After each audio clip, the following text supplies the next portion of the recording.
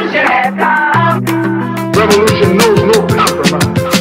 Revolution overturns and destroys everything that gets in its way. Which side are you on? Which side are you on? This is Breakthrough News, and you are watching The Freedom Side. I am one of your hosts, Eugene Puryear, here as always alongside my intrepid co-host, Rania Khalek. Rania, as always, great to be back with you.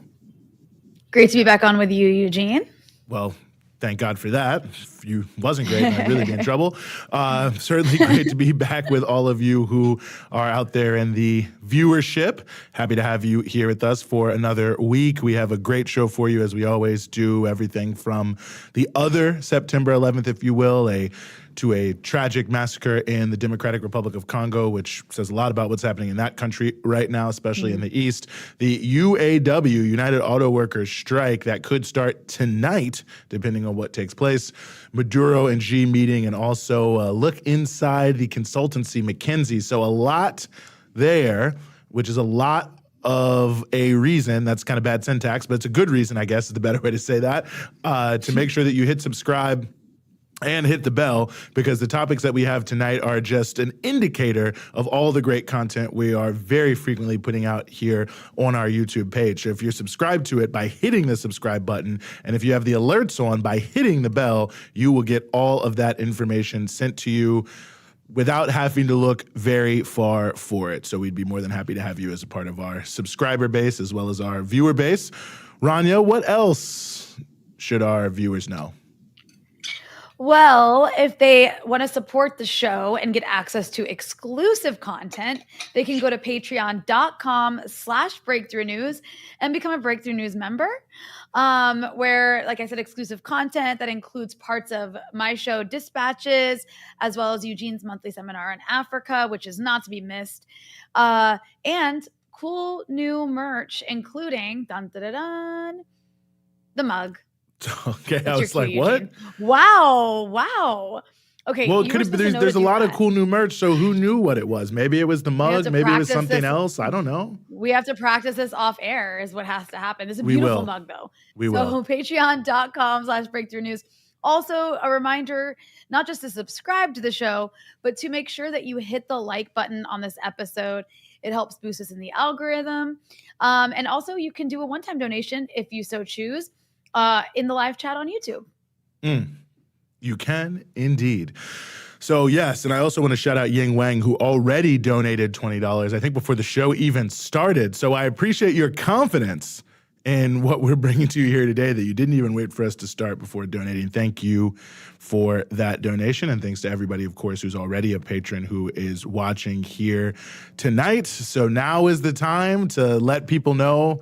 Whoever you so choose, send them a text, give them a call, yell out the window, knock on somebody's door, whatever seems right and responsible, to let them know that we are getting ready to start this show here, because we want whoever is following you to be following us.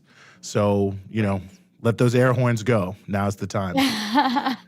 Now's the time. Let the air horns go. I love that. I mean, I love that we have sound effects here. Like.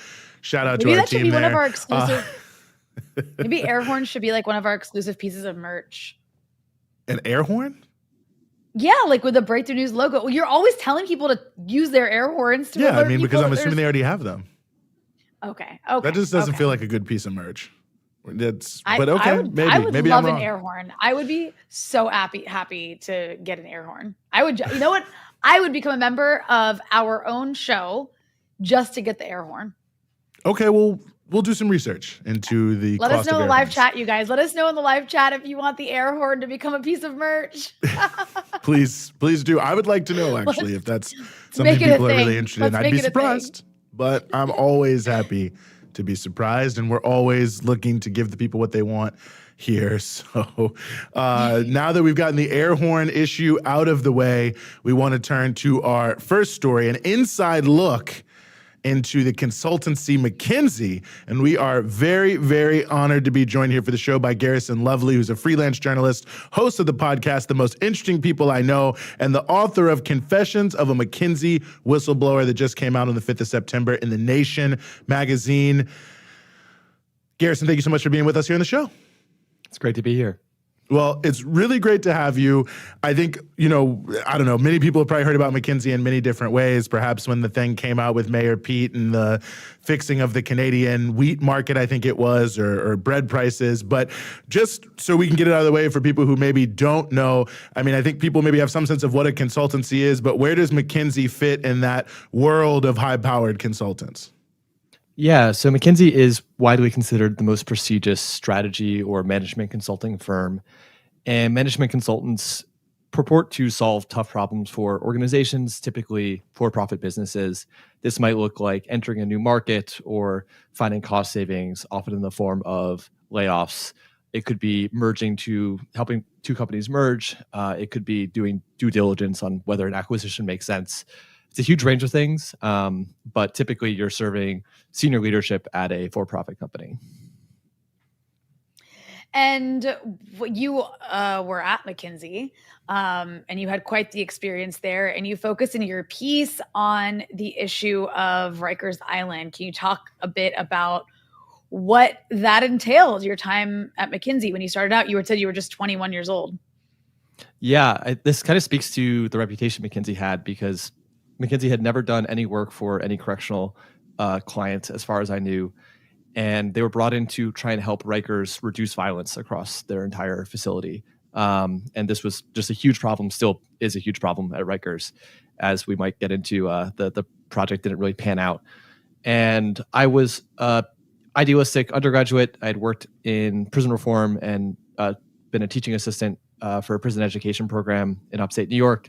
And so the idea of going to work for reforming a correctional facility directly was just really appealing. And so I was the youngest person on my team, and I was there helping manage initiatives and try and find ways that we could reduce violence. But we were very constrained in what we could actually do. We were looking at technocratic tweaks on the margin, not really able to look at the bigger picture, which might have actually done something more about the problem. Well, I'm glad you actually mentioned that, because I feel the reputation that these consultancies, whether we're talking about McKinsey or whoever, is that they're going to come in and bring in these sort of like transformative strategies that are going to change everything around and, so on and so forth as it goes. But you talked about this a lot with Rikers, and also your time at ICE working for McKinsey, this sort of concept, you do execution, not policy. But it seems like in a way that in and of itself is a policy choice not to actually really engage. Yeah, I think it's just really hard to say that like something is policy, something is not policy. And when you're helping execute on somebody else's political agenda, I think you're participating in politics in some respect, and that's a choice that you're making. And when you're working for a private sector company, I think arguably McKinsey can do more to they have more degrees of freedom. And when they're working for a government client, they're thinking about what is just executing on a problem. And I don't think it's like a really useful dichotomy. And I'm curious, when you were actually there, you talk about having internalized Rikers culture brutality. I'm curious if you can elaborate on what you mean by that, and what was the reaction at McKinsey, which I don't think will surprise many people. Yeah, so when I started, Cleve Browder had, I think, just killed himself, and he had spent 3 years at Rikers, about 2 of those years in solitary confinement, which is torture, widely considered to be torture by the international community. And there was some footage released by The New Yorker of Browder being brutalized by a guard, and then also by a bunch of other incarcerated teenagers, while guards failed to control the situation. And we watched these videos with people on the team, and my blood was boiling just at the impotent response, and then obviously the abuses of power as well. And I wanted to, quote, crack some skulls. That was what I said to the group, in response to just seeing this kid getting the crap beaten out of him and watching people look on helplessly, more or less. And I didn't have like that same kind of cracked skulls reaction to the guard throwing him to the ground. I think because I had just started taking on the perspective of the Rikers staff rather than like the people incarcerated there in the way that I had as an activist and somebody working on the reform side of things. And I think that just speaks to, you start to identify with the people you're working with, even if you disagree with them politically or think that they're maybe not good people at the end of the day. It's just really hard not to just take on their perspective when you're working with them day in and day out. I think that's a good point, because it makes me wonder when you think about just even the model of these types of firms. I mean, obviously they want to keep getting contracts, they want to keep getting clients, but it feels like that's only going to happen if the corporate leadership or the government leadership is basically happy with what they did. So, I mean, is it even a position, because I know that this is certainly how McKinsey sells itself, is you can make change, you can do this and do that, but it almost seems like the very sort of profitability model of a company like that sort of lends itself against really pushing against the status quo or making big changes.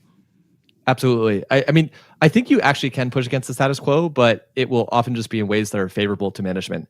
So in the 50s, McKinsey consultant Arch Patton noticed that wage gains for labor were happening faster than wage gains for management, which was just unacceptable, of course. And so he pioneered executive compensation consulting at McKinsey, and the ratio between a CEO and the typical worker's income went from something like 20 to like something like 300 and something over the course of a few decades. And when he was asked about how he felt about this, he just said guilty. And so I think that is actually changing the status quo, but it's in a way that's favorable to the owning class, the management. You know, it's in the name, management consulting. So anything that's pro-labor, anti-management or something, you wouldn't expect McKinsey to recommend it, even if there was like a good argument for it.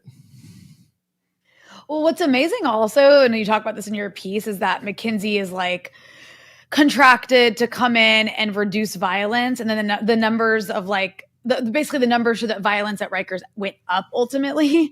So it didn't even accomplish what it sought out to do, which speaks to a whole nother issue of like the fact that a lot of this consultant stuff is quite the scam. Like these big consultancy companies is just like getting money from the government to do things that don't even work. But then, of course, what you're talking about is slightly different. I'm just curious, like, when you're going into McKinsey at a really young age, what did you think you were going to do? And then having come out of it and speaking so openly like this, like, have you experienced any retaliation? Yeah, I mean, I came into it thinking this was a good stepping stone to some other opportunity down the line. I wanted to do good with my career, but I also wanted to like, work with smart people and make some money out of school, and saw this as a kind of in between where I could have some impact at the end of, like, most projects would probably not be super inspiring, but like I sort of knew that. And the Rikers project was the thing that convinced me to go there versus like a hedge fund or a different, financial firm or something like that. And my experience there, like at Rikers, I was able to propose a program to have progressive rewards based on good behavior for people within a housing unit. And this actually got implemented across the entire agency, which I only found out after I came back. And that was like actually pretty exciting. And I'd just seen that from teaching debate at a juvenile facility upstate.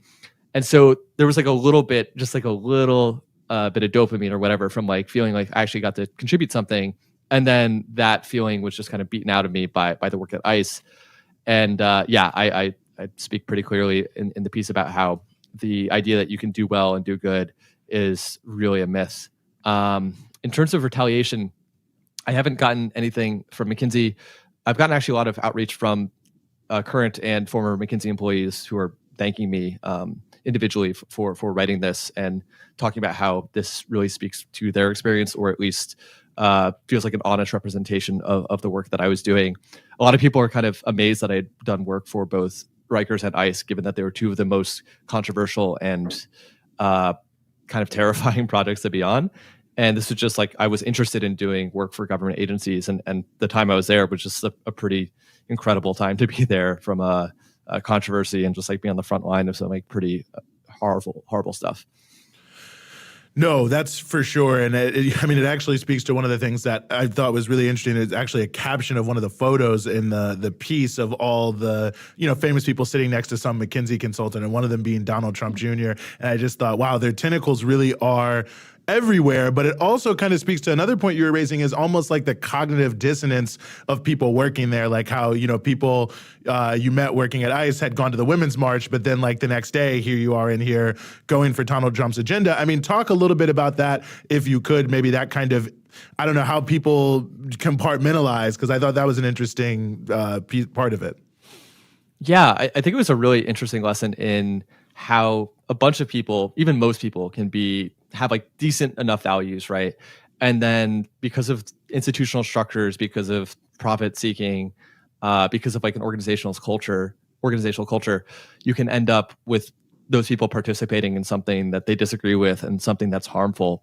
And so, yeah, the people working for ICE were mostly liberal, like on the McKinsey side of things. We're mostly young, liberal.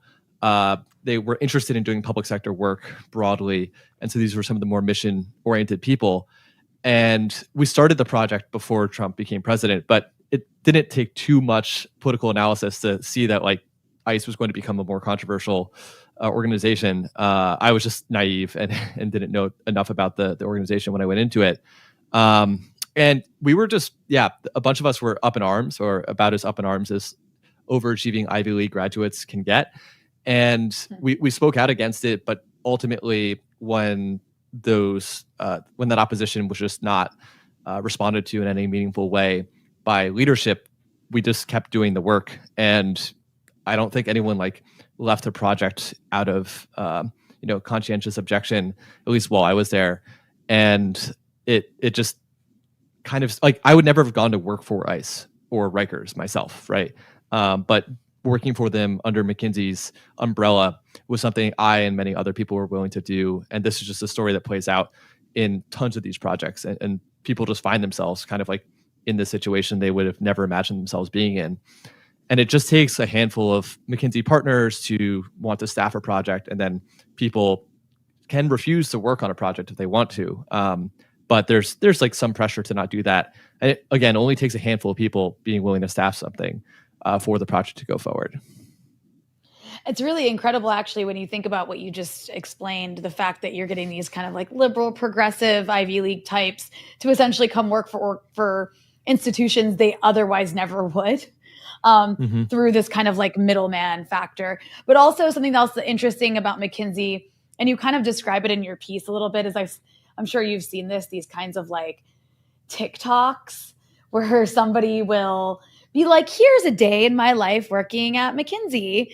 And it'll just look like the most pleasurable, coolest experience for like a young adult that's just out of college, where like everything's really cool. And like all you do all day is play ping pong and like eat really good food at the cool kitchen, and then have like mixers in the evening. But it also, the way you describe it sounds kind of cultish. And then you talk about like a culture of alcoholism. It almost sounds like a fraternity sorority kind of situation. I'm just curious if you can talk a little bit about that. Yeah, I mean, I was in a fraternity, and it actually was pretty similar. I had not thought about the comparison until right now. But especially with the analysts, like the people straight out of college, there was like a pretty heavy drinking, partying culture. These are people who are not married and don't have kids, and you're working 4 days a week, often not in your home office. It's staying at a hotel, going out to restaurants. Everything is expensed. And this just creates a culture of like kind of work hard, play hard. I think it was also interesting, like with the TikTok thing, I hadn't seen that, but when I was at McKinsey, that was like the time where I was most legibly to an outside person on LinkedIn or whatever, like a success, somebody who is doing like a very prestigious, desirable job at a young age. But I, at the same time, felt the worst about myself. And I was depressed, and I just I didn't just feel alienated from my job, but I felt like I was actively doing harm.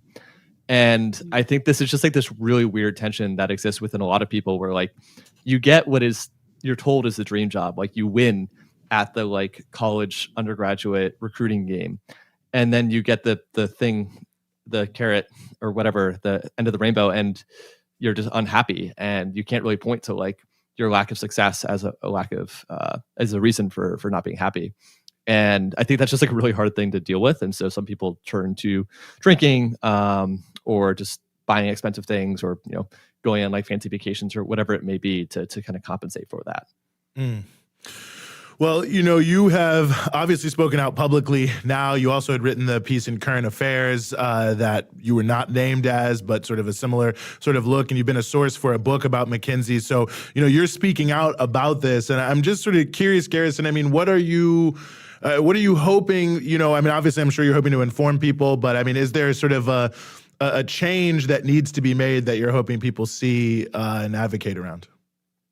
Yeah, I mean, I think that McKinsey should take further steps to ensure that their work is compliant with some broad understanding of values that we would care about. So like not helping oppressive authoritarian government institutions execute on their missions being an example. And there's been some steps in that direction. I think that it's unlikely that McKinsey is going to really properly reform itself because it's an unregulated industry. They're really only accountable to their clients and then to their recruits, the people that they can convince to work there. I'm not super confident that the clients are going to suddenly decide McKinsey's not worth hiring. It hasn't happened after, so many different scandals throughout their history. I think that universities can start to limit their ability to recruit on campus or should be lobbied to provide like counterpoints or like, a dossier of information about McKinsey or other consulting firms and like the work that they do. That's not just the glossy recruiting materials, because I think students should go in understanding what this work actually is. And then I also mentioned government regulation and the government requiring these firms to list their clients and the work that they're doing to ensure that conflicts of interest aren't happening. And these are like relatively small things. I think like the broader point is just like, we should be aware of what amoral profit seeking looks like at a management consulting firm. And I think telling these stories and encouraging other people to do the same. I've talked to a few people who work there or are still working there who have been thinking about telling stories. And I would really love to see more of that coming out because it's not just me. I want the veil of secrecy to be pulled back here and for people to understand like what McKinsey actually does in the world. Mm-hmm. Well, we really appreciate you lifting the veil a little bit. I mean, very powerful corporation, so it takes a lot of courage to do something like this. I hope everybody checks out your piece, Confessions of a McKinsey Whistleblower by Garrison Lovely, our guest. And thank you so much for giving us some of your time here in the Freedom Side. Yeah, thanks for having me. Mm-hmm. Rania? Well, Eugene. Yes. I mean, McKinsey brought us people like Pete Buttigieg. So who are we to judge? Yeah. Sorry, that was a very cringy him. Rania joke. But oh God, why did I do that? I don't know. Thank you. No, but it's a great article. It's really, really worth checking out. I think even if you feel like you know something about McKinsey, I feel like it's a great look behind the curtain of terrible things that are happening. But I always think it's important to get a sense of, why people do what they do, what's motivating them, how systems and structures determine how people act. Because, we often just want to chalk things up to one bad person here, one bad person here. I mean, that's basically what Mayor Pete did, right? Is he said, oh, I work there, but I wasn't involved in fixing prices in Canada. You know what I mean? I was doing something else, as if somehow there's something else. I don't know what it was, but that absolves him of any responsibility, And I think it's important to understand how these things are structured to produce certain activities and responses and behaviors. And, if you're there, you're complicit. No, absolutely. And I appreciate that he figured that out. I think it would be really easy for a lot of people in his position to just like kind of continue moving up the ladder and maybe being a little bit very miserable at work, but you're raking in so much money and you're really just like, at that point, like what else are you going to go do that's going to be that kind of money? Yeah. And just the ability to continue to advance. And McKinsey, we know, opens up so many doors. It's a global, there's a McKinsey branch in Lebanon, I'm pretty sure. Like it's like McKinsey and Deloitte. Yeah, it's like these massive global consultancies that just like run the world into the ground. Mm-hmm. Mm-hmm. Well, we are going to switch gears here, moving forward to our next story. Just briefly also want to shout out Noah for your donation. Really appreciate you there. Very generous. So hats off to you. We want to transition here to our next story, and that is the other 9/11, as it's known, the 50th anniversary that just passed earlier this week of the coup in Chile against the democratically elected government headed by Salvador Allende, the Popular Unity government. And we are very, very honored to be joined here on the show once again by Zoe Alexandra, co-editor of People's Dispatch. Zoe, thanks so much for being back with us. Thanks so much for having me. Well, listen, the honor is all ours. We are very happy you keep coming back. So, I mean, I think in a way for many people who follow Latin America, this is a big anniversary every year because of, the implications it had for the continent. But if you could, for those maybe who don't know, Zoe, give us a capsule view of, what happened on September 11th of 1973 in Chile. Well, on September 11th, the Chilean armed forces, along with the Carabineros, which is the national police force, carried out a coup against the government of Salvador Allende. He was the president at the time, elected in a electoral alliance between the Communist Party and the Socialist Party and a number of other left forces in the country. He had been ruling for 3 years. There are cables and documents that have been released to the public now that were classified documents from the U.S. government showing that even before Salvador Allende was sworn in as president of Chile, there were already attempts by the U.S. to prevent this from happening, constant sabotage efforts. And on September 11th, the armed forces and police made an announcement saying that they were undertaking the heroic mission to restore the country from the yoke of Marxism, and that they were taking over. Once this announcement is made, it's already clear that they're making these moves. Salvador Allende and his closest allies essentially defend the palace, the Moneda Palace, until their death. There's, the official government, the coup government version is that Salvador Allende committed suicide while armed forces were bombing this Moneda Palace and storming it. Other accounts, like the one given by Fidel Castro to the Cuban people weeks after the coup, recounts a heroic battle between Salvador Allende and some dozen other of his closest allies fighting against the fascist armed forces until his death. And on September 11th, it's a real watershed moment, a real turning point in Chilean history. Augusto Pinochet, of course, the commander, takes over. He rules the military junta in the country. Thousands of people are detained and tortured. The National Stadium of Chile, the National Football Stadium, becomes the largest torture and detention center in the country. It's in the middle of Santiago. Dozens of militants from the Popular Unity Alliance are detained and tortured there. Over 3,000 people are murdered. Over 1,000 disappeared. And with the nearly 17 years of Pinochet's government, he, with the help of the United States, with the help of the Chicago Boys, implements really severe neoliberal policies in the country, rewrites the Constitution. And these are effects that, of course, Chileans are still grappling with today. But it was really this massive turning point in Chilean history, a date which causes so much pain for not only the people of Chile, but the people across the region and really across the world. And, Zoe, I'm curious, obviously this is a very important historical moment and we should be remembering it, but so much of this remains relevant today in terms of what's happening across Latin America. And I know that's a very generalized thing to say, but can you maybe briefly explain why it's important for people in 2023 to understand what took place during this other 9/11 so many decades ago? Why does it still matter? It's definitely continues to be of utmost importance.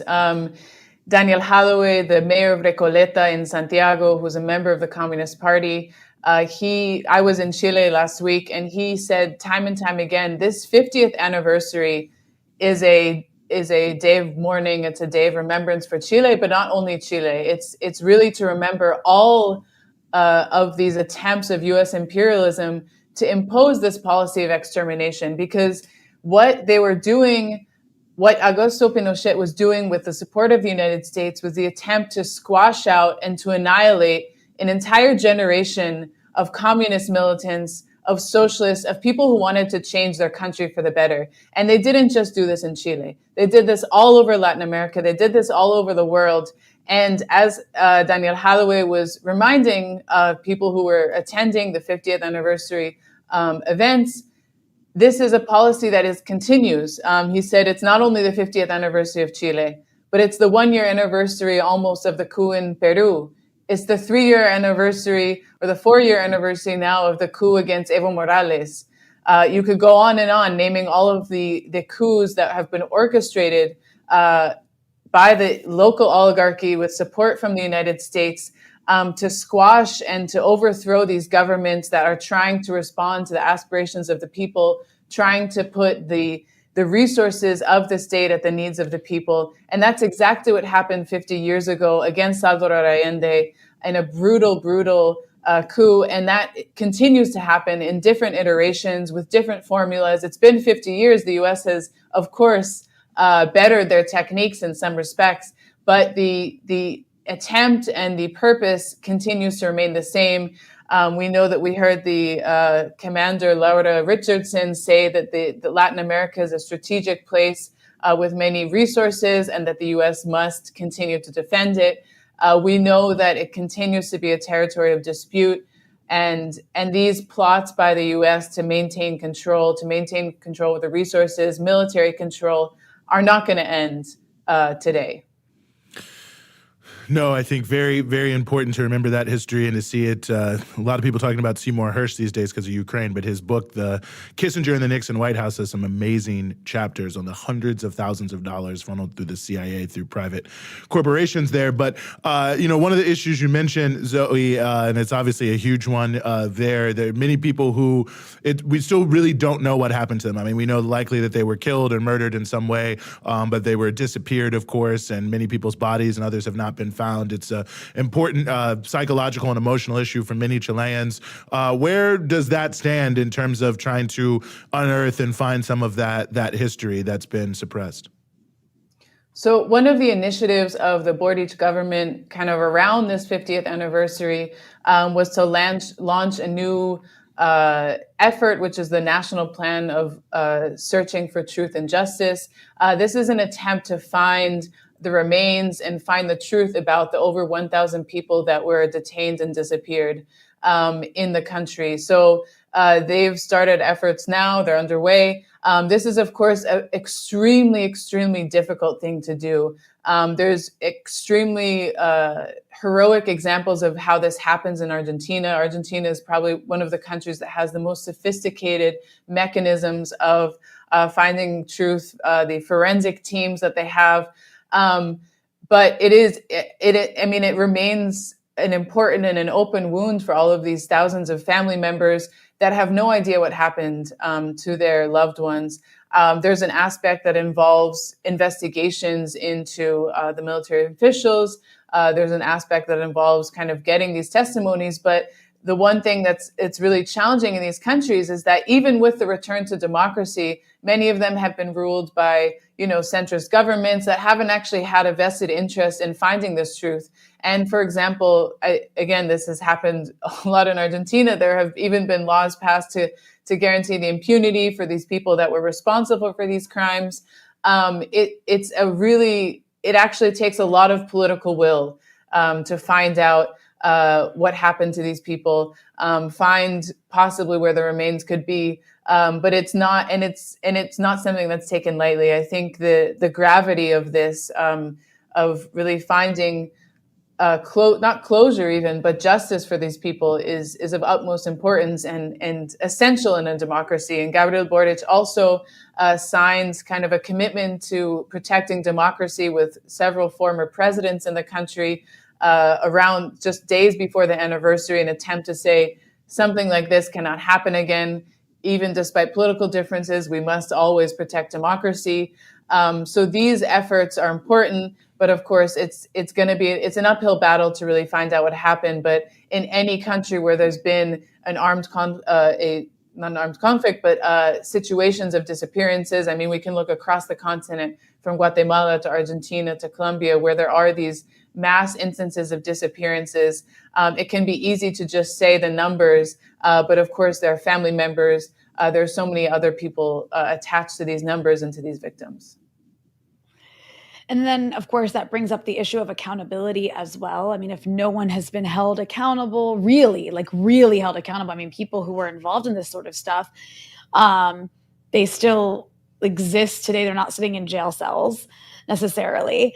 And it's not just in Chile, right? Like, you have other countries across the region who the US uses the same, maybe not to the extent, the Pinochet era was quite extreme, but still uses various iterations of that, supporting the right winger that ends up being involved in, political persecution and disappearances. Look at Honduras not that long ago, right? Look at the attempted coup over decades in Venezuela and the kinds of people the US supports there. This is really like a continent-wide movement of people who probably, revere Pinochet, if not privately, maybe even publicly. I imagine that happens as well. Just like the far right in other parts of the world reveres not so distant, far right dictators. But I guess that's to bring it to the issue of this is something the region remembers. No, it's not just Chile. Definitely. And in these anniversaries, for example, Andrés Manuel López Obrador was present. Gustavo Petro also was in attendance. And people from movements across the region were there. As I mentioned, the mothers of Plaza de Mayo from Argentina, who are a symbol of this struggle for truth and justice, were also present in this anniversary. And I think that there's justice means so many different things. It means finding out the truth about these family members. It means bringing, for example, the U.S. to justice. As you both mentioned, the U.S. has funneled hundreds, millions of dollars into these sorts of efforts. We can look at Colombia, all of the funding that was given to the government of Uribe to carry out the false positives scandal where people were disappeared. There's so many different examples. And so I think that in this discussion that comes up across the region, again, about truth and justice and about what that means in the context of today, that the crimes of the U.S. government in supporting these people cannot be just pushed aside. And I think that the sort of this anti-imperialist justice lens is crucial to kind of understanding and also to healing, because when those who are responsible for funding, for being the masterminds, are not even taken into account, there's really no sense of never again. And that has been the slogan throughout these 50-year anniversary commemorations, is never again. But today, I don't think we can say that with the current state of U.S. imperialism, one can actually say never again, because the U.S. is far too quick to support efforts like these. Again, it's only been 9 months now since the coup in Peru. Almost 80 people have been killed in those protests. The current president, the de facto ruler, Dina Boluarte, is still being maintained and held up by the U.S. ambassador there, who's also a former CIA agent. So, the list goes on. And that's why, again, this is such an important moment for the continent to remember, and also to recommit to the struggle against these sorts of things. But I think also, as people in the United States, it's so important to not remember, to not forget, these thousands of victims of U.S. imperialism across the continent, of the attempts to undermine democracy and to overthrow such a promising project like the Popular Unity Government of Salvador Allende. If people don't know about the different efforts undertaken in these 3 years by Allende, I highly recommend to check it out. These are visionary proposals, not going beyond the nationalization of copper industry, which I think many people are familiar with because of the threat that it puts to U.S. interests, but guaranteeing housing, healthcare for people, guaranteeing access to education. These are things that we're still fighting for today. So I think it's so important that in remembering this anniversary, also remembering those proposals of those people who died for those proposals, who died for that project of a country, and making sure it's not in vain. Mm-hmm. And workers' controls of the factories, to add to that long list. But no, very important thing. And of course, we have to remember Orlando Letelier and Ronnie Moffett, who were killed by a bomb attack in 1975 in Washington, D.C. by the Pinochet forces. But nonetheless, very important. Thank you so much for joining us here, as always, Zoe. Of course, People's Dispatch, of which you're the co-editor of, tomorrow morning on your YouTube. Give the people what they want, the show of which you are one of the hosts, where I'm sure you'll be talking much more about this. But thanks so much for giving us some of your time here in the Freedom Side. Thanks so much for having me. Mm-hmm. Well, Eugene, I'm glad that Yes. we got to give some time to that because obviously 9/11, the anniversary was this week, and you never ever hear that 9/11 discussed. So, Yes. and Yeah, amazing hugely thing. I important. really hope people do look up Orlando Letelier and Ronnie Moffat. They were given asylum here in the United States by the U.S. government, and then Pinochet's forces murdered them with a bomb in DuPont Circle in Washington, D.C., and they got away with it because he was considered an crazy. ally at the time. Terrible. Shout out to Elba Matos for your donation during that segment. We're going to turn the page here now to some big news here in the United States. That is the struggle of auto workers for dignity on the job. And we are very, very honored to be joined here by Denny Butler, who is the vice president of UAW Local 685. Mr. Butler, thanks so much for being with us. Hey, I appreciate the opportunity to be here. Well, we really appreciate having you here. Obviously, the deadline is tonight. You all may have to take action to get what you need there. And just give us a sense of what it is that auto workers are asking for in terms of the contracts this time around. I think they're not asking for the moon. I think they're asking for their fair share. Historically, in the last 10 years, you've seen the auto companies make record profits. I think President Fain makes it real clear it's $250 billion, and the auto workers' pay has stayed stagnant. And we're just normal people that live in communities that raise families, and we just want a fair share at being able to do that without having to work two jobs. I mean, there's a majority of our membership here locally and corporate wide at all three of the automakers that can't afford to buy what we build, and there's something wrong with that. Can you maybe lay out for our viewers the conditions that your average worker has to deal with that obviously you're trying to make better, just to give them an idea of what workers are struggling with in this situation? I think a lot of the workers, we've got a plant here locally that has been forced 12 hours a day, 7 days a week in a critical status. And from the time that the plant was first fired up until, just probably within the last 2 or 3 weeks that we went up there to get an update, there's not a whole lot that has changed. And I know it was probably a terrible launch to begin with, but at the same time, it's on the heels of our employees and our workers that are making these profits for these companies. And like I said, they're not asking for the moon. They're not asking for anything that they don't deserve. They're asking for a fair share that will help these families. I think that's an incredibly important aspect. And I mean, the other, I think, piece of that I was hoping you could speak to is, auto workers made a lot of concessions in the 2008, 2009 economic crisis to keep these companies from going under. So in some ways, it's almost like, this is almost like payback for the fact that you guys were willing to make some big sacrifices in order to keep the auto industry alive. I think a lot of people have forgotten about that. And it was the taxpayers that footed the bill for these companies, to stay alive. And don't get me wrong, I think it was the right decision back in the Obama era to bail the companies out, because it would have had a far-reaching effect of more than just hundreds of thousands of auto workers. You're talking about independent parts suppliers. And take a look at what happened just in the last 3 years when the pandemic, or 4 years when the pandemic started. There's a lot of companies that went out of business. And the things that happened back in the bankruptcy and since the bankruptcy, like I said, the American auto worker has fallen way behind in comparison to what these CEOs are getting compensated at.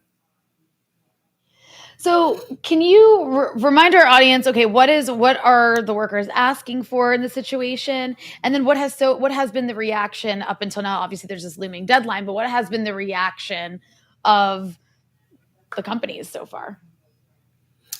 I think the companies were slow to realize that this was probably the most important contract in recent years or recent history when it comes to negotiating with the UAW. It just all falls back to the fact that the companies have left their employees out. We make good wages, but when you take into inflation, for example, when's the last time you went to the grocery store and bought some groceries, a gallon of milk, a loaf of bread? Things have skyrocketed, and they took our cost of living away when we negotiated these bailouts back in 2007, 2009. we haven't gotten any of that back. We haven't had the cost of living, and our wages have stayed stagnant in comparison to the increases in the profits of the companies and the increases in the compensation for these CEOs. It's when a CEO makes $29 million in a year. I don't think the two of you that are hosting this show and me, if we threw all of our salaries included in 35 years, we're not going to make anywhere close to $29 million. And if we are, it's I need to come on and start working with you two. But I mean, that's terrible when you preach and you try to. Unionism and solidarity is the prime example, or the number one thing that people think about when it comes to the UAW. What I think about is solidarity and everybody sticking together. And there's nothing that screams anti-solidarity that it is, other than these tiers and these people doing the same work and not receiving the same pay. I hired in 98. I qualify for the 30 and out. I get a pension. I get health care after retirement, and these tiers have created this situation to where these people don't get treated the same, and that is totally against anything that the UAW has ever stood for.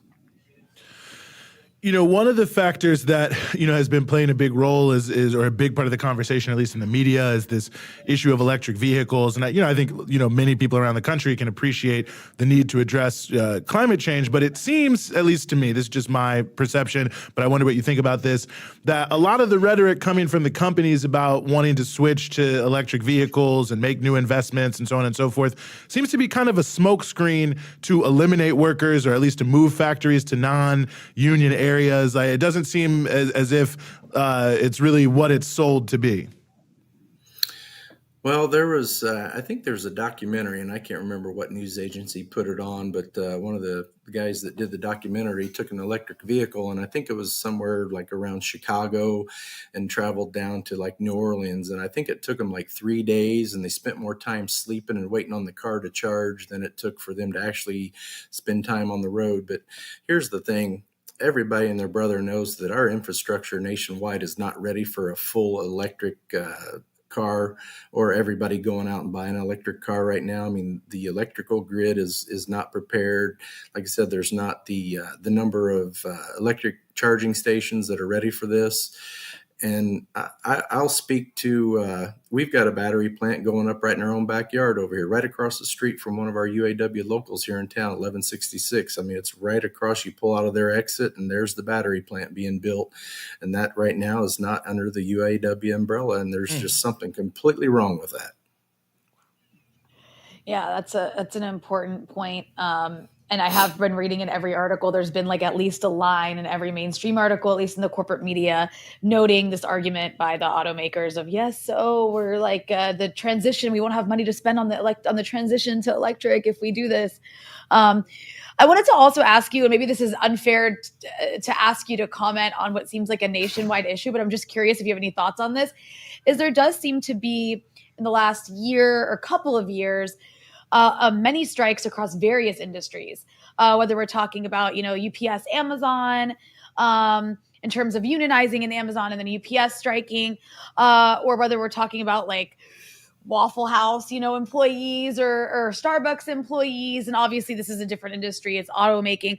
But I'm just curious if you see a trend in terms of workers across America pushing back a bit against what does seem to be a lot of what you're talking about in this particular industry.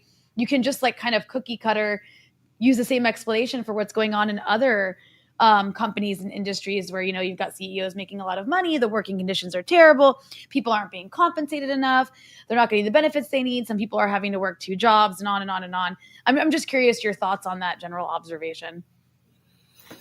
Well, all I can say is if we're going to base it on what just happened with the UPS strike and what their salary is going to be at the end of their contract, it's time. I think historically the public hasn't supported unions, whether or not it's the UAW or the AFLI or AFL-CIO or the IBEW. Yeah, I think historically the general public has not truly understood what the UAW stands for. But as of late, I think they've had a couple polls that they've taken, and I mean, the general sentiment of the general public is like around 75% are starting to, support the union, and I think 80% of that percentage is like 30 and under people. So whatever we're doing is starting to work, and I think the general consensus is we're actually not spoiled, overpaid auto workers. I mean, when these companies want to preach about, if they give in to our demands, it's going to increase the cost of vehicles. I think President Fain mentioned it yesterday at our rally on the video that he sent down here to Kokomo, and commented at the fact that the price of the car is 10% of the price of the car is related to our benefit package and our wages. But the price of vehicles has soared, 30 to 35% in the last 3 or 4 years. Our wages, like I said, have stayed stagnant. It's the union. We're not out asking for anything that we don't deserve. We're just asking for a fair shake. Mm-hmm. And I think certainly from what I see, there are people around the country who are, 100% ready to support you guys. If you do have to go out, we'll see what happens here. But if there is some sort of strike that does have to take place, for community members who are looking to support you all, what are you asking people to do if it reaches that stage? I think everybody just needs to stick together. We're just not we're not the three automakers. The UAW is bigger than that. It's the IPS, it's nurses, it's casino workers, it's graduate students, researchers.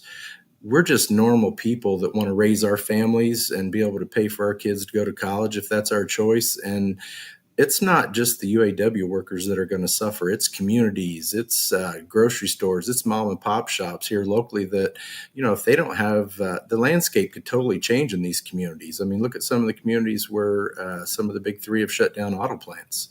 I mean, those landscapes in those communities is totally different now. I mean, my mom retired from Delco here in Kokomo, Indiana, and I can remember back in the day, she was a clerk, and when we wanted to go see her, I mean, you didn't have cell phones, you couldn't reach them, but there were several different plants here in Kokomo, and that was home to UAW Local 292. And at one time, I think they had over 17,000 employees in this city, and they're down to 100 employees that are left at that plant. So we're normal people, man, and we're nothing special, but we're part of our community. We send our kids to school. We got ball games and ball fields that we go to that we support. We're not asking for the moon. We're just asking for a fair shake to raise our families. No, for sure. I hear that 100%. And we really appreciate you giving us some of your very valuable time here on the Freedom Side. Mr. Denny Butler, Vice President of UAW Local 685. Thank you. Appreciate it. Mm-hmm. Rania? Well, no, I mean, I love that we get to have this platform to constantly raise attention or give attention to what I think is really, like I mentioned, a pattern with all these different unions and industries either trying to unionize or, going, threatening to go on strike, or in some cases going on strike. It's super important. It's kind of like you have this upsurge in labor activism around the country that's obviously incredibly important. So yeah, yay. No, I think it's huge. And, one of the things that he mentioned is this, emergency status where people are working 7 days a week. And I've, seen some unbelievable testimonies from workers about how for 30 straight days, a whole month, they're working 7 days a week.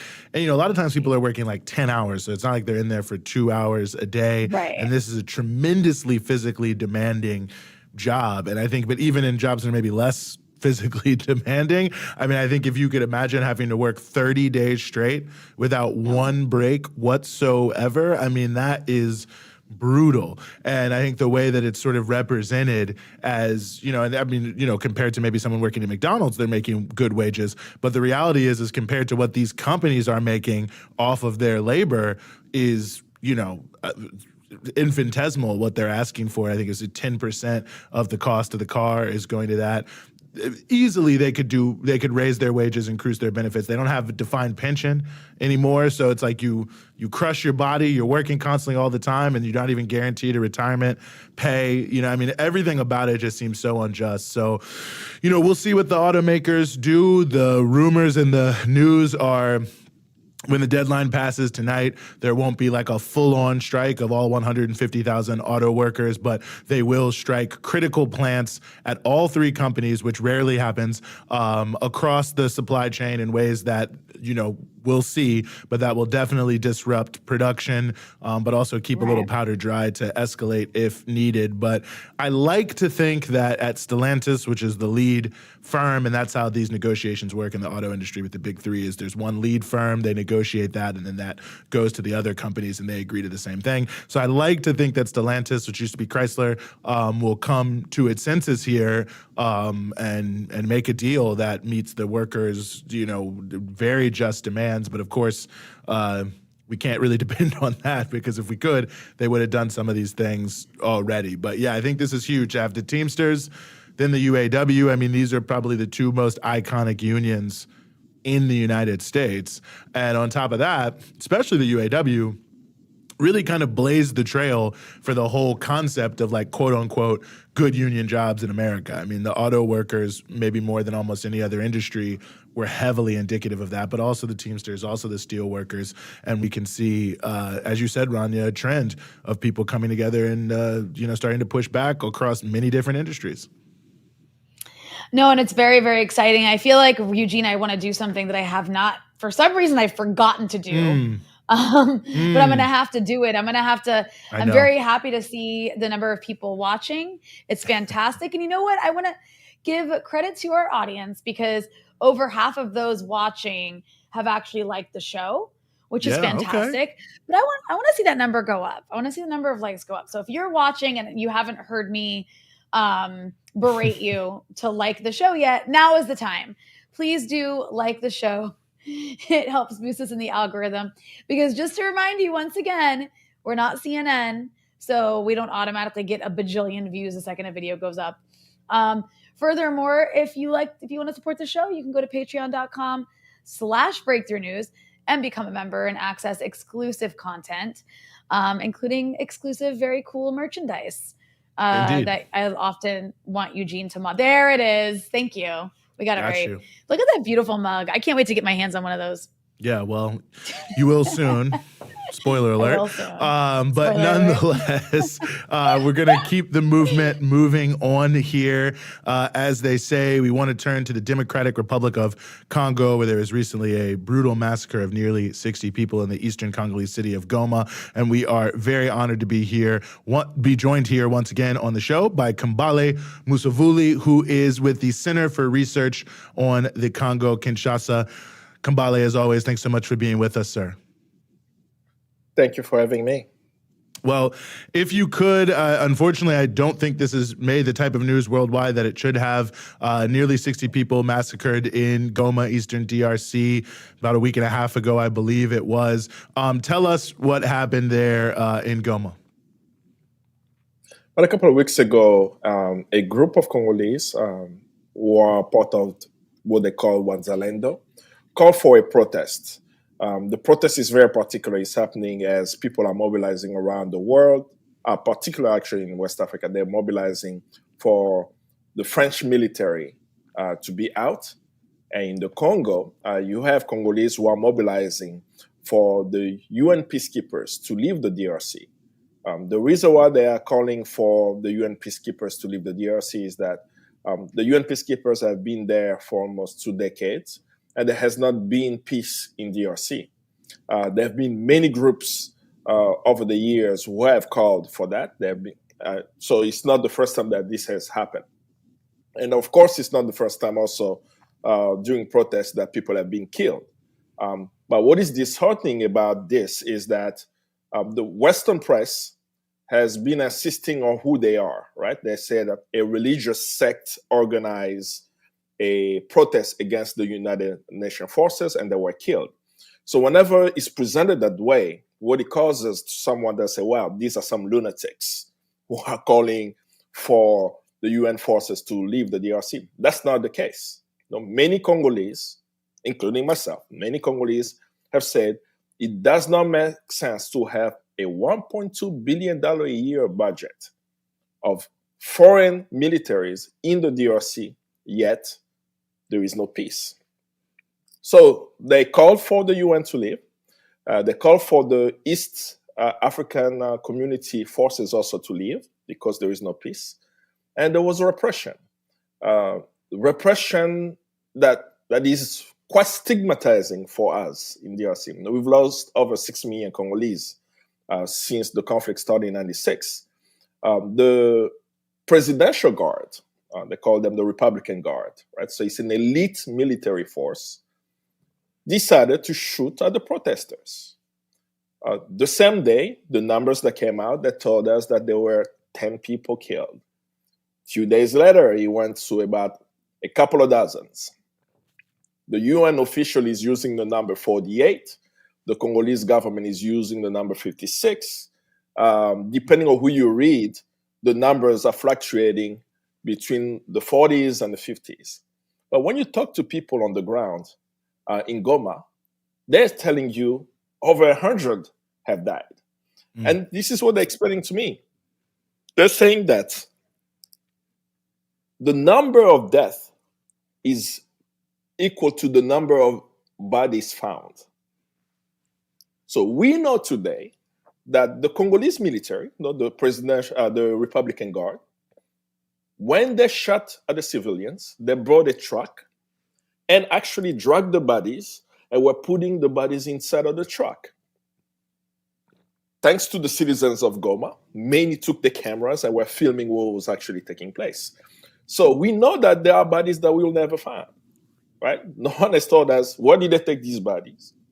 How many people were in these trucks? But the body recovered in hospitals and is around 56, if I have to use the highest number. So hundreds of Congolese were shot and killed. Who is responsible? Who is accountable? Who should be held responsible for the killing? I'm very clear that the Congolese government bear responsibility, right? They've had a sham trial. They have a few commanders who have been put in front of the cameras as they are the ones who gave the order. But the way it happened begs the questions: why are Congolese people being killed by their own army when rebels, the M23 rebels, have held a town called Bunagana for a year? There is a town in the Congo that's no longer in control of the Congolese people. Right? For a year, these soldiers who can shoot at civilians are not able to shoot at rebels who are arming the people. Then you have to start thinking, who trained them? The African intelligence, a month or so ago, published an article showing us that the Republican Guards are being trained by Israel today, as the Israeli forces use this same type of violence against Palestinians? Of course, right? So when we see this type of brutality all around the world, we must start looking, who is financing the Congolese military? Who's training the Congolese army? For which, whose interest? Then you start understanding the Pandora of, first, how this military is controlled by outside forces. And of course, they will not be afraid to shoot at a civilian. So that's one way to look at it. The second thing to look at as it relates to the killing is what these Republican Guards did after they killed the civilians. Videos are circulating right now, filmed the people of in Goma, where you see the elite, right? The elite military force in Congo stealing cattle from the civilians. So you start asking yourself, are they dehumanized, right? How can they be the most elite forces in DRC, yet find their way to taking a goat and vegetables from families? Like they're literally destroying farms to take what people had, right?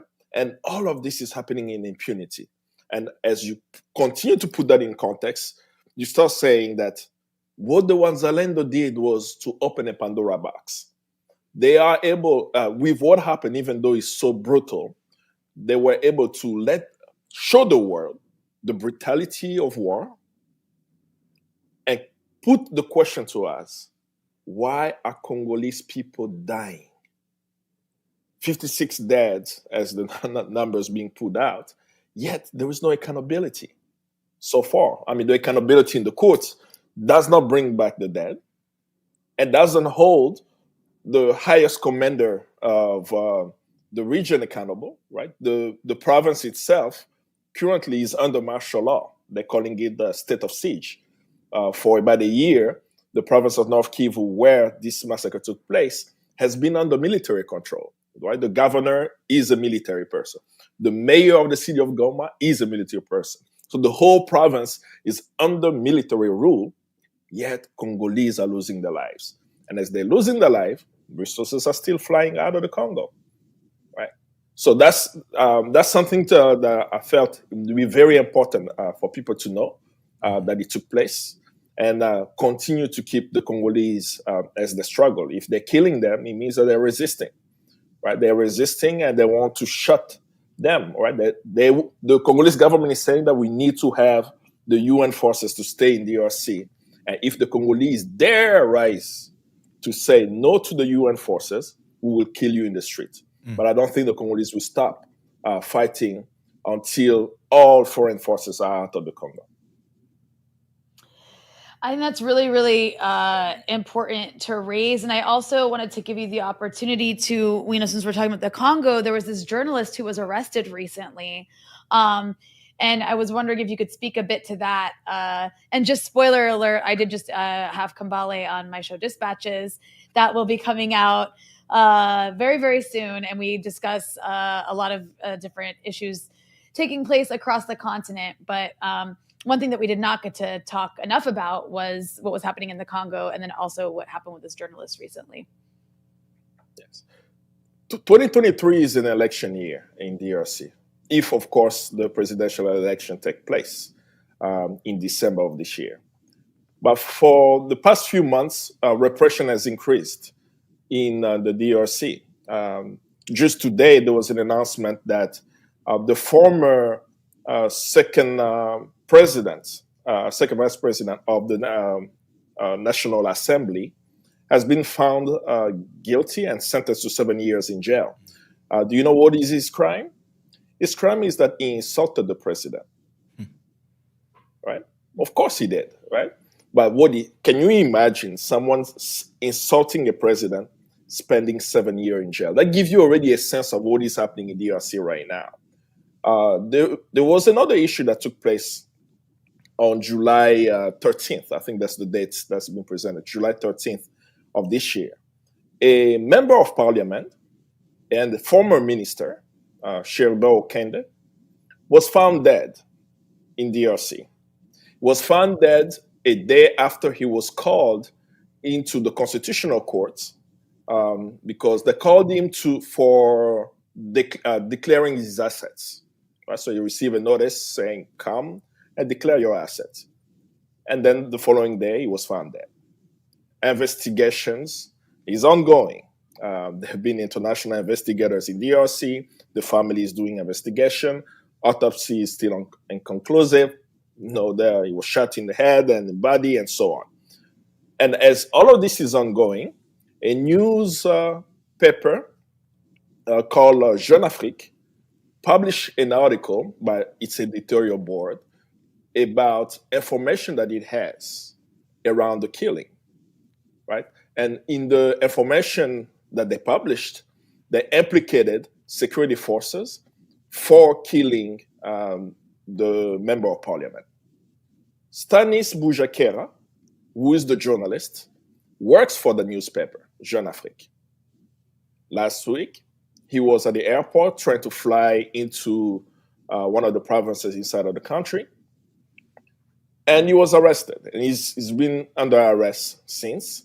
And what is being shared right now by the state is the reason why he's arrested is because the newspaper he works for has published information while there is an investigation ongoing, which, of course, this happens all around the world. There is freedom of the press. You cannot disclose your source. Even worse, for this article, it does not have an author. It's an editorial board publishing, right? So there is no evidence to show that he is the one who wrote the article, but he's been arrested.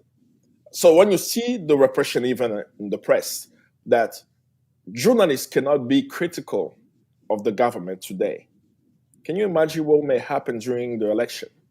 Right? That, of course, an MP being killed, so for some, they will say it's a big deal. But I continue to say more Congolese are dying on a daily basis, and journalists are the one helping us tell the stories of these Congolese, even though Sheribert Okende was an MP.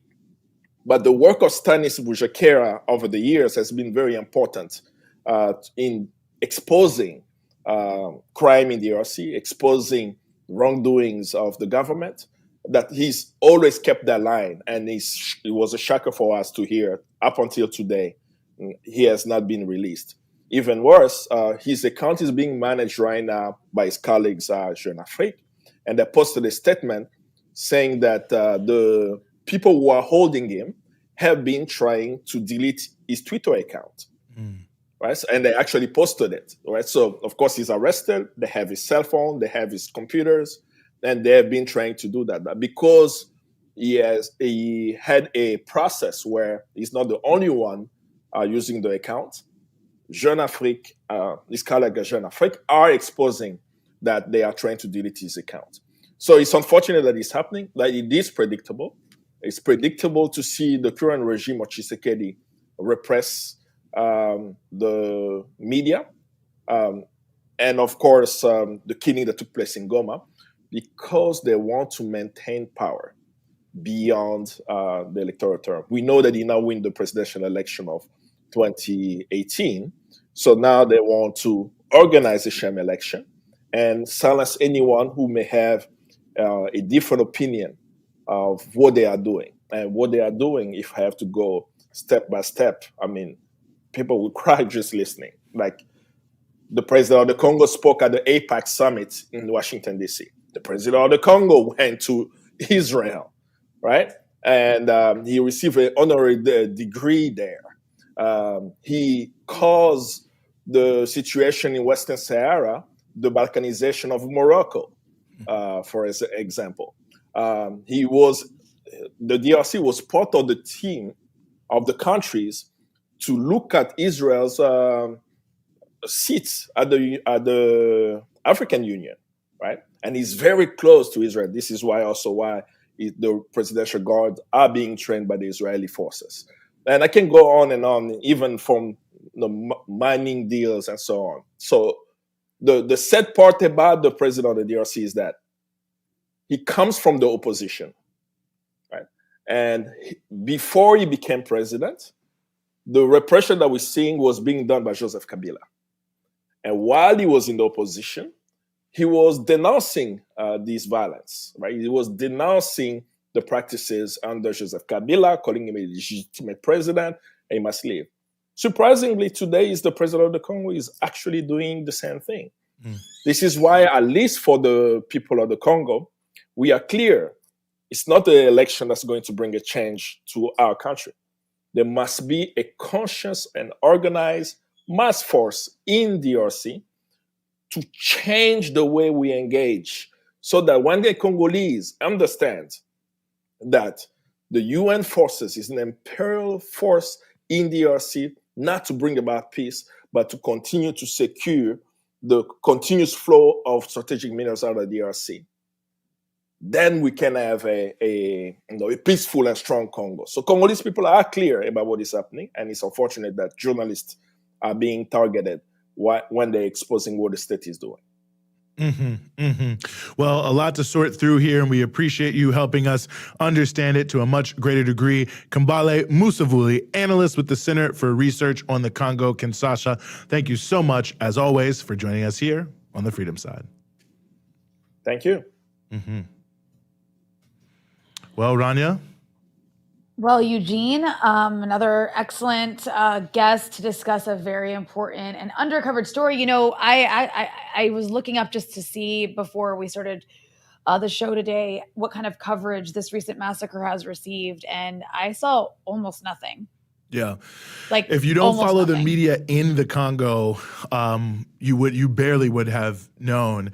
I mean, it really was unbelievable, quite frankly. I happened to see it because I follow the media in the Congo, but it was the biggest story there. But even other parts of Africa, it barely made it out. So there was obviously a concerted effort, to do, I think, just that, to keep it from getting out. So an important story, and glad we were able to bring that to you. And of course, we will continue to bring things to you. As Kambale mentioned, there is this possibility of an election,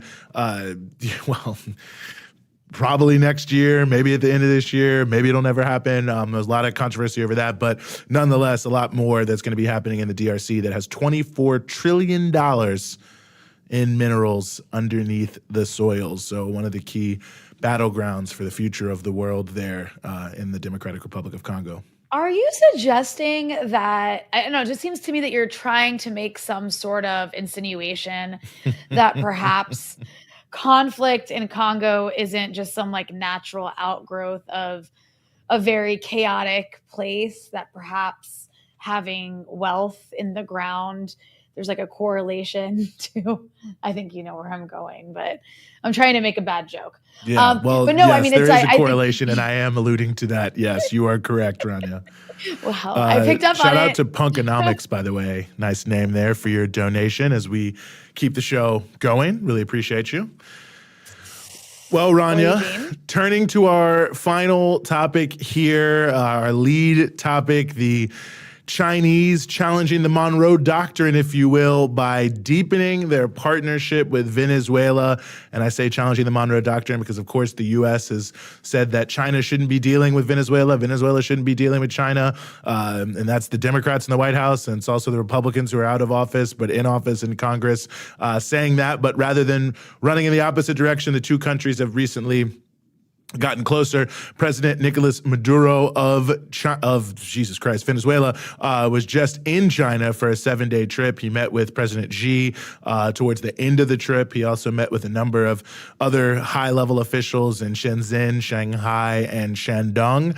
Also did many other various things that we can talk about. But the most notable factor, I think, Rania, that everyone is talking about is they upgraded their partnership, and China, as well as Vietnam, they have these sort of tiers of partnership in terms of not necessarily how close they are. They're close to a lot of countries at the various tiers, but essentially the higher the tier you're in, the more rarefied the relationship. So the top tier is a mutual defense treaty, and there's only one country that they have a mutual defense treaty with. That's the Democratic People's Republic of Korea, or North Korea.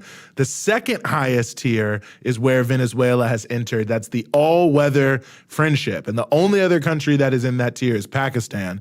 And that's partially why this is so notable, because Pakistan is routinely and correctly listed as essentially the top ally of China anywhere on earth. The two countries are very close. In China, they have a saying they call the Pakistani people the Iron Brothers, and it's the Iron Brotherhood of the two countries, and that's where all weather comes from, is no matter what happens, the alliance will never be broken. Long-standing, 40 or 50 years of that now. So for Venezuela to ascend into that tier is a big statement coming from both countries, of course, but certainly coming from China about what they intend to do moving forward. And the third tier, I'll just note to give people a better sense of this, is the unlimited strategic partnership tier. And of course, if you pay attention to international affairs, you know that is Russia is the only country in that tier. So, they're always talking about China and Russia, very, very close. Well, Venezuela technically now at a higher level. So, technical terms here, but at the end of the day, big shot across the bow from China that rather than run away from the Western Hemisphere, they're going to deepen their relations, even with a country like Venezuela that has been aggressively targeted by the United States. Well, that's so important you broke that down. I mean, also, just like to put it very simply, Xi Jinping literally called the relationship, he used the word upgrading, that China is upgrading its relationship with Venezuela. And I mean, I think it's really important to emphasize why this is a big deal, because obviously China and Venezuela are already allies, right? They're involved in various like organizations together. Of course, also Venezuela wants to be in BRICS. They have not been shy about stating that, and probably will be at some point relatively soon in like the near future.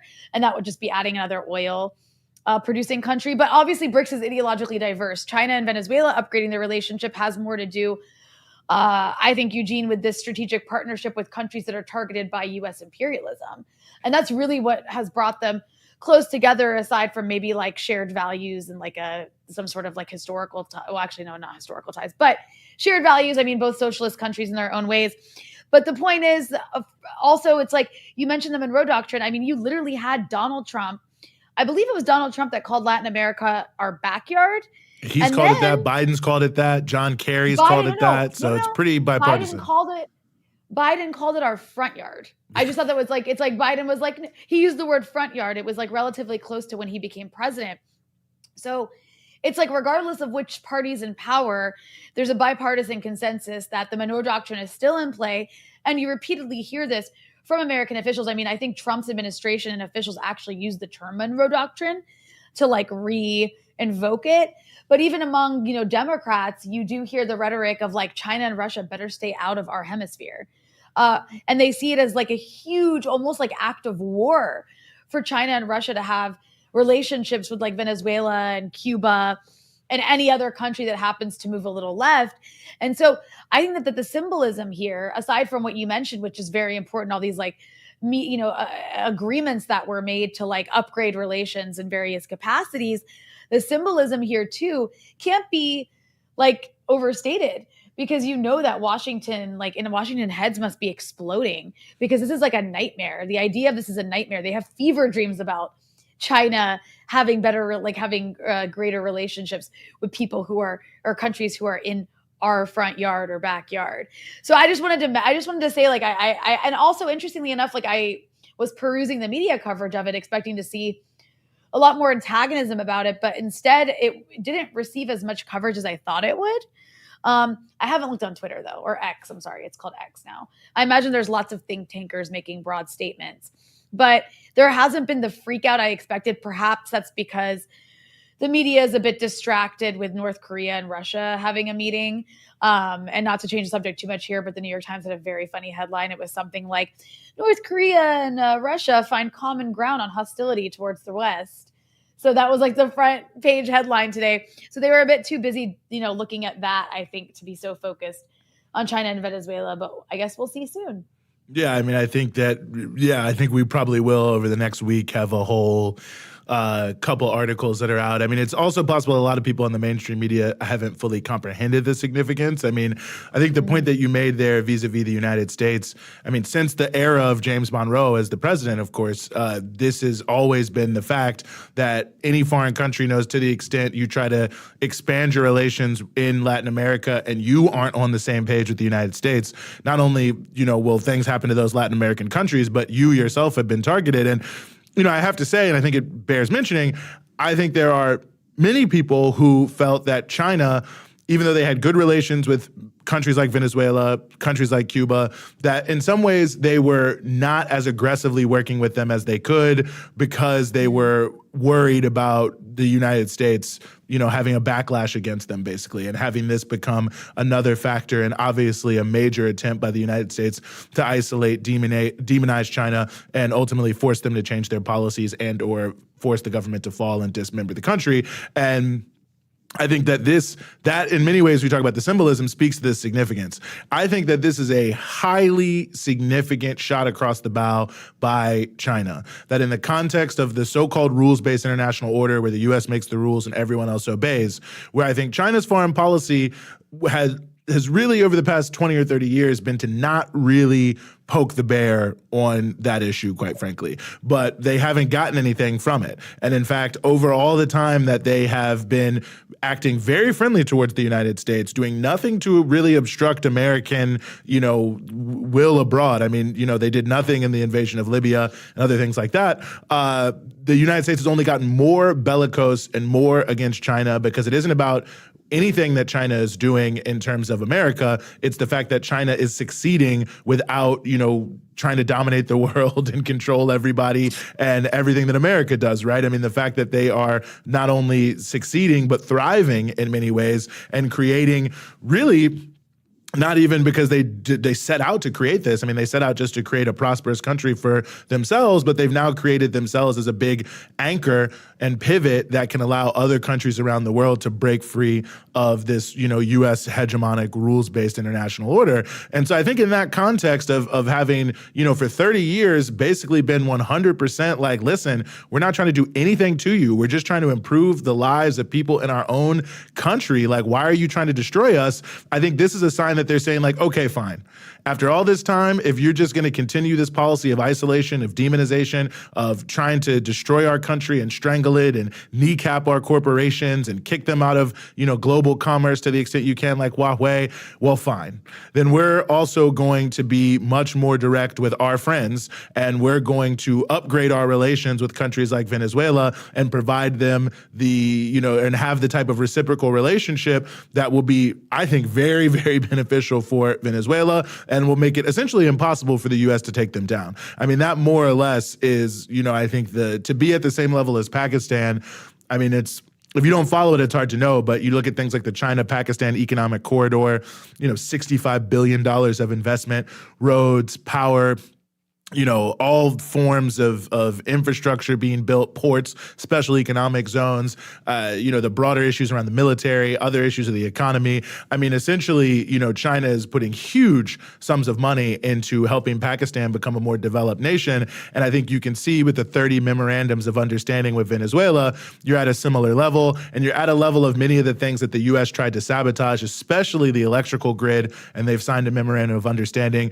to rebuild the electrical grid. They've signed a memorandum of understanding between CanTV, which is the sort of main telecommunications, state-owned telecommunications, with Huawei around the internet and around cell phones. And if you know what the impact of the sanctions has been on Venezuela, the electrical infrastructure and telephones, cell phones, the internet has been one of the biggest victims of the sanctions because of the various equipment and things like that that are needed. And of course, Venezuela, for most of its history, was closer to the West, closer to the United States.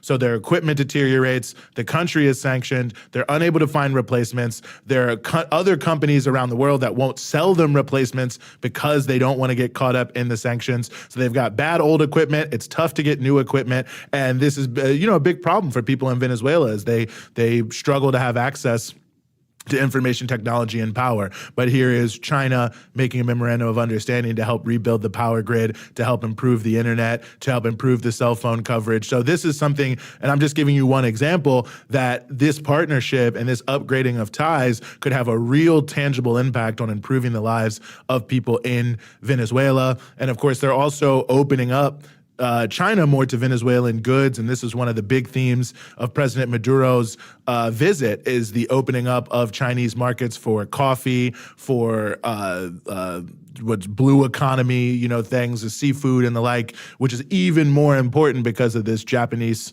dumping of radiation in the seas in that area. So that means countries like Venezuela might be able to capitalize in a big way, selling seafood to China.